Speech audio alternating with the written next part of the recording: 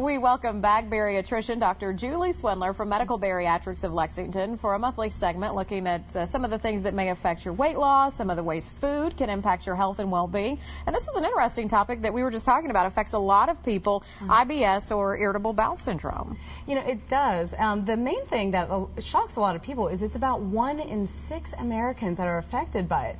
By completely different degrees. Might just be annoying symptoms to very debilitating symptoms. So it's something that people should really know about and watch for. But the neat thing is it's very controllable with the things that you do. So basically what irritable bowel syndrome is it is a disease of the gut or the intestines. Either there's irritability, just stretching a movement of it, or stress can trigger it. Remember, our brains are connected to everything, including our guts, by nerves. So if we get really stressed out, it can kind of irritate those a little bit as well, too.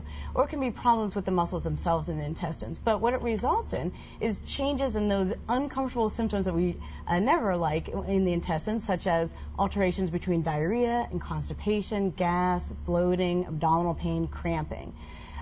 So what do we need to know? The biggest thing to know is your food definitely affects your gut system. So if you really start to change around some of your foods and know which ones trigger it, which ones don't, it can make a very big difference.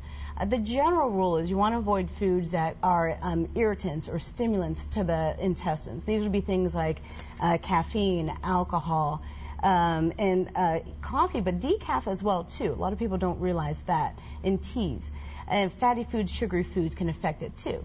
So then it depends on what component you suffer from worse. If it's more the diarrhea part of it, then definitely want to avoid things such as milk products, again, the alcohol and the caffeine, and sugary foods. In fact, though, sorbitol, which is an artificial sweetener, has now been shown to irritate irritable bowel. And this would be if people are munching on a whole lot of sugarless gum or the sugar-free candies. So that's a big one. And now if constipation is a more symptom, the things that you want to do is definitely increase the fiber content. Most Americans don't eat enough. You need somewhere between about 20 and 35 grams, depending on your age as well as your sex.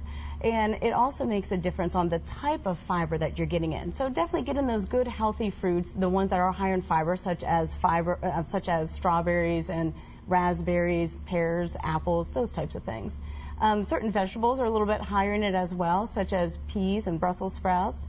And certain beans are okay, but you want to avoid the beans that our parents classified as a magical fruit.